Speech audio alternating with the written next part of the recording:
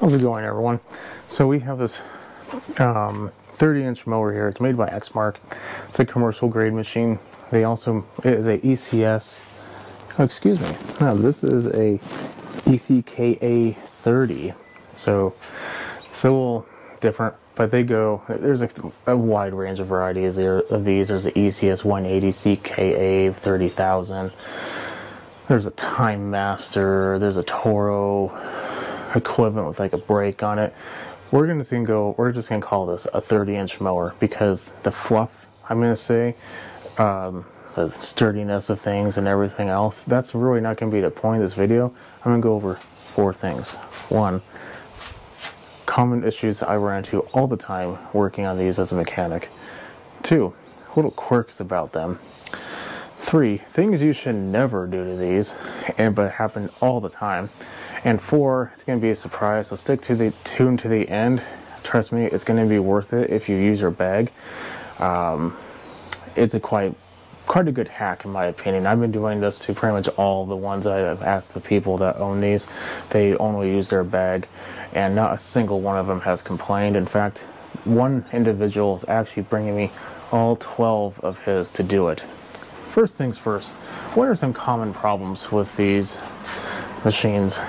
Very first thing, transmission. These transmissions are not heavy duty whatsoever. The transmissions are exactly the same whether it's a residential Toro version or the big heavy duty Exmark version, so somehow they thought that was a great idea. It's not. The transmission themselves are a little weak in my opinion, especially when going up hills. I've owned one of these for about a year, and my backyard has a fairly significant hill, and I got rid of it. And I just actually got a normal 21-inch commercial because it doesn't save me all that much time. My backyard isn't that huge, and the hill was significantly better in the smaller one.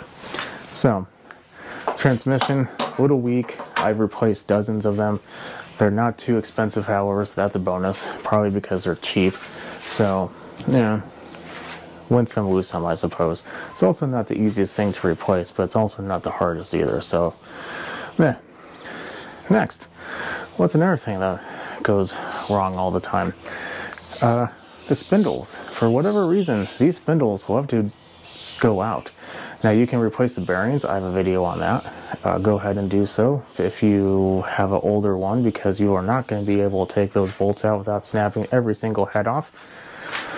The deck that they're screwed into is aluminum and the bolts are steel. Aluminum and steel under water and oxidation do not like each other. Actually, no, they do like each other, so they want to never leave each other, and they don't.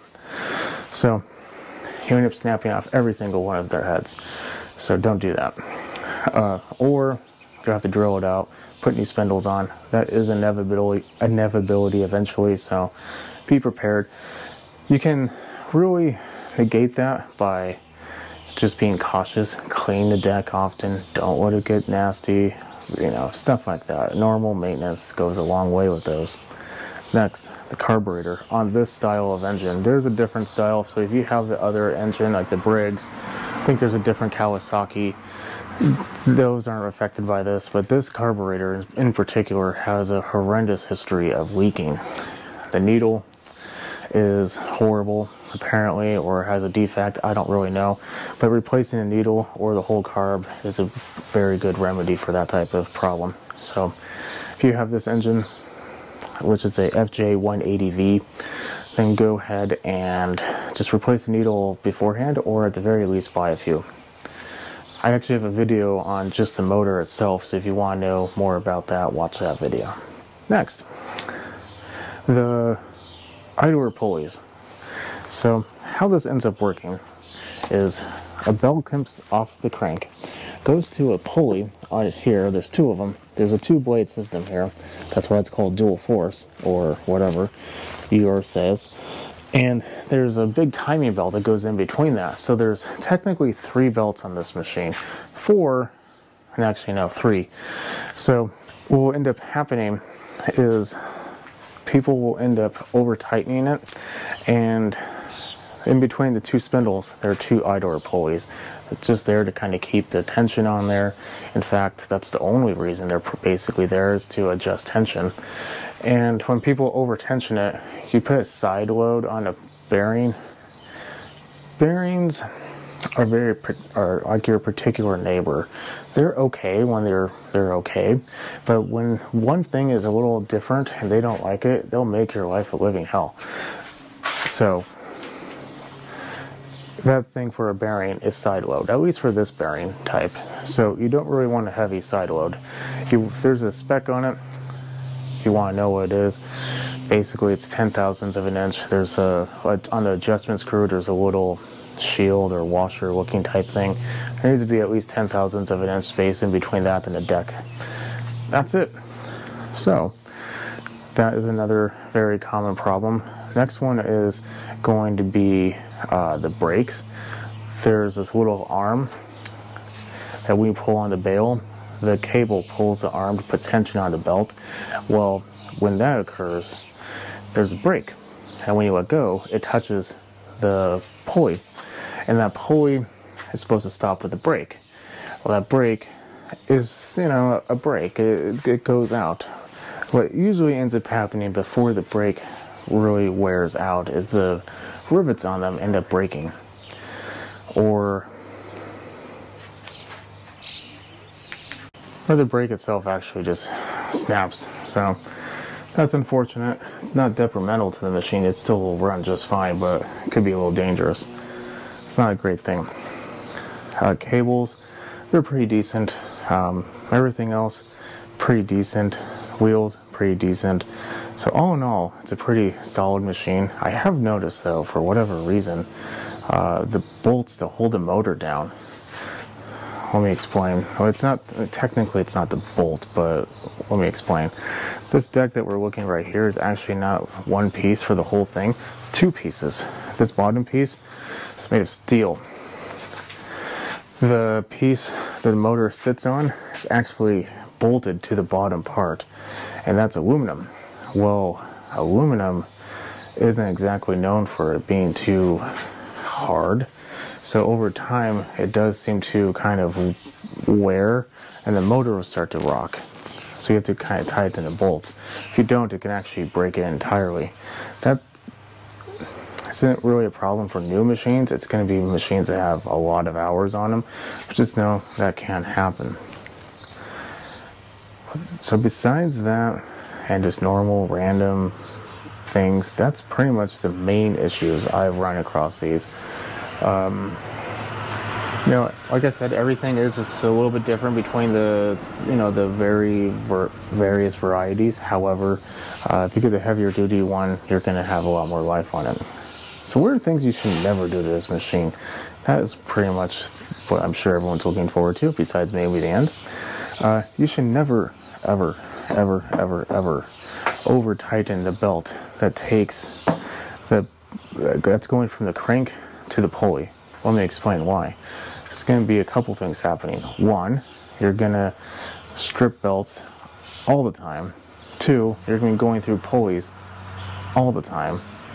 Or three, you're just going to end up breaking a lot of stuff. If you put too much tension on it, remember the spindles, they have bearings. That's just going to be kind of a side load on, at least the top bearing. So you're going to cause premature wear. Do not over tighten it.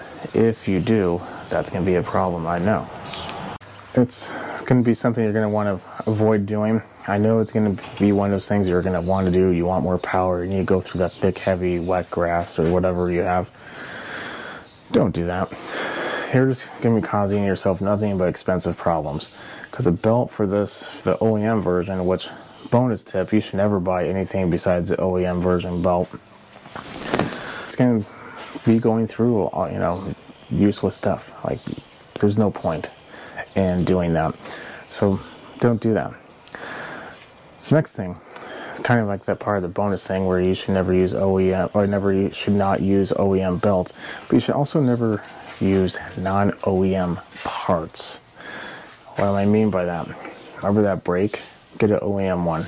There's cheap knockoffs out there. They're not going to be working out very well, so don't bother to try to replace it with the cheap OEM stuff, or excuse me, cheap aftermarket stuff. This needs to have the OEM. Don't do that.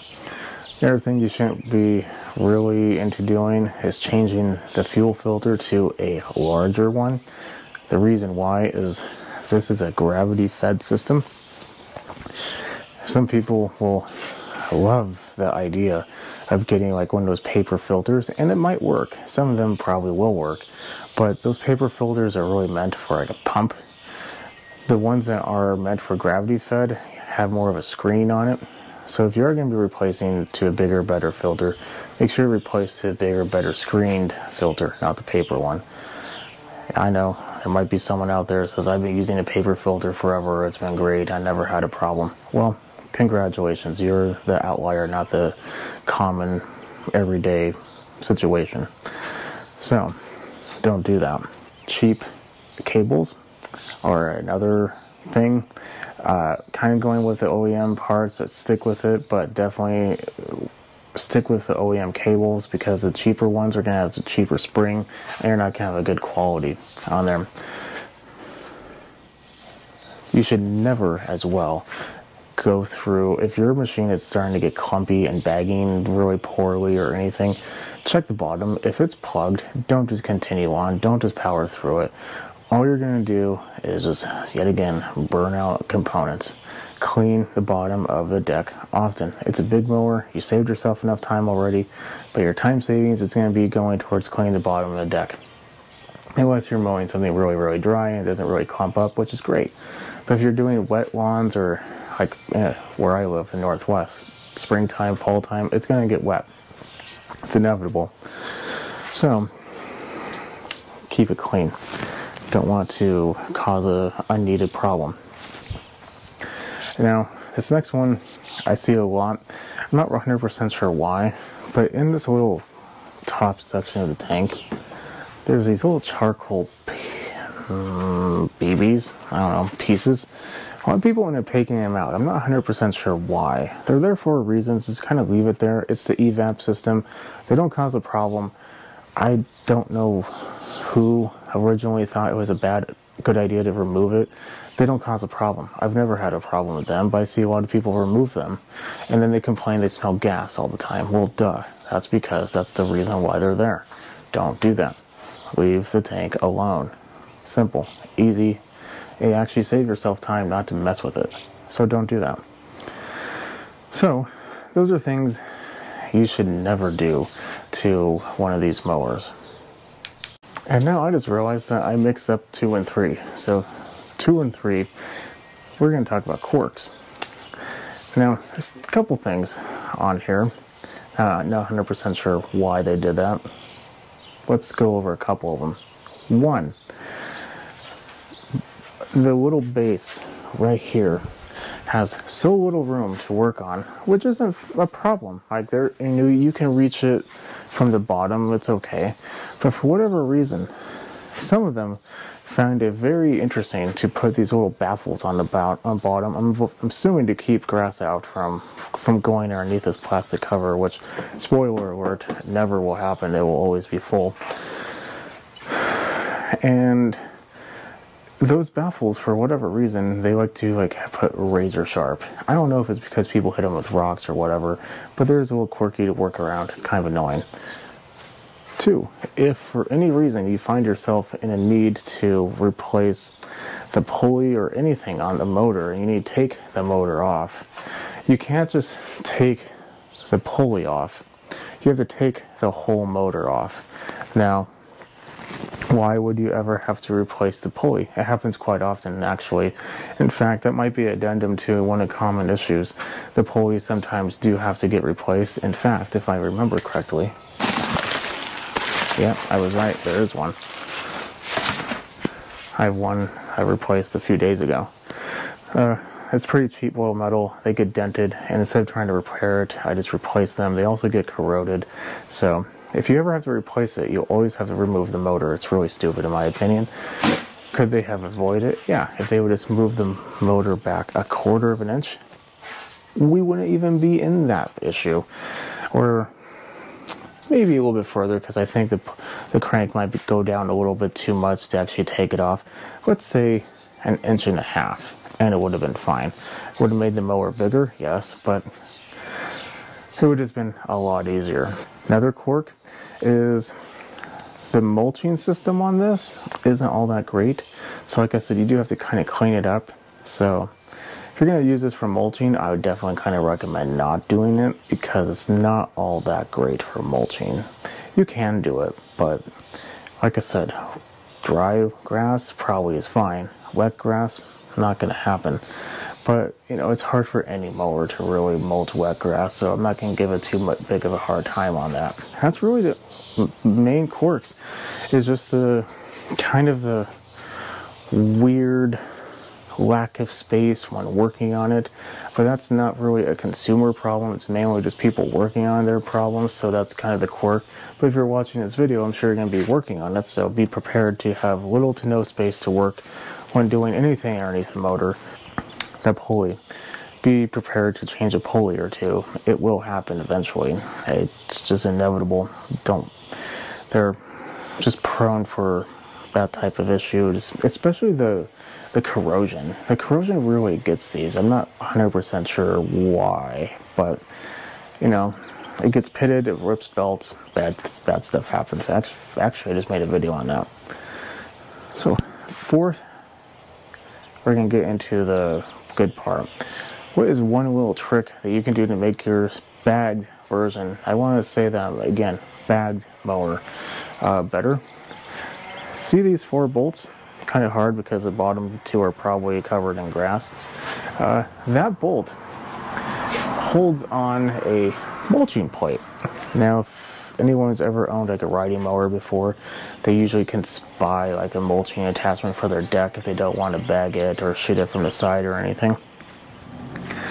But this mulching attachment, let's just call it, is not good for bagging, especially wet grass or tall grass, because it will get clumpy, because it's designed to kind of keep the grass in a much smaller area. Like, it takes up a pretty good section of real estate underneath the deck, so the grass kind of gets stuck in there and cut a few more times, and it gets shoved in the bag.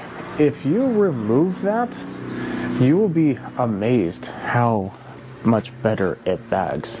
Or even if you want to do like the side shoot, you will shoot it from the side a lot faster and a lot easier and smoother. So my recommendation, take the bolts off, take the plate off, and put it in your shed. If you ever want to use it for mulching for whatever reason, take your bag off, put that plate back on, and you probably will be fine. But if you're just going to be bagging, take it off. It's a perfect, great thing to have if you need it, but if you're going to be bagging, you don't need it, in my opinion. So go ahead and take that off. I think, yeah, it's 4 1/2-inch bolts right there. I think the other end is either a 10mm or it might be a hex. I don't quite remember. Just pick it up and look. But at that moment in time, the whole piece just comes right out and you're good to go. Give it a try. If you don't like it, well, guess what? You don't have to leave it that way. You can put it back on. Just put the bolts back on and you're ready. All in all, it's not that bad of a machine. The quirks can be a little annoying. As long as you treat it right, as long as you don't do stupid things to it by over-tightening things or dropping it off the back of a trailer on its wheels or something like that, you're gonna probably be okay. Just be expecting to replace a few pulleys and a few transmissions if you're going to keep this for a long period of time, but just realize that this is like a $2,500 machine, in this version at least, and a $140 transmission isn't all that bad in comparison to buying a brand new one. So it's not that bad of an issue, I'll just put it that way. So I'm going to go ahead and leave it at that. If you like what you see, keep watching, subscribe, follow me on Instagram at SmallEngine101. If this helped you out at all, put a thumbs up, because that helped me out as well. And I'll catch you on the next video. You have a good night.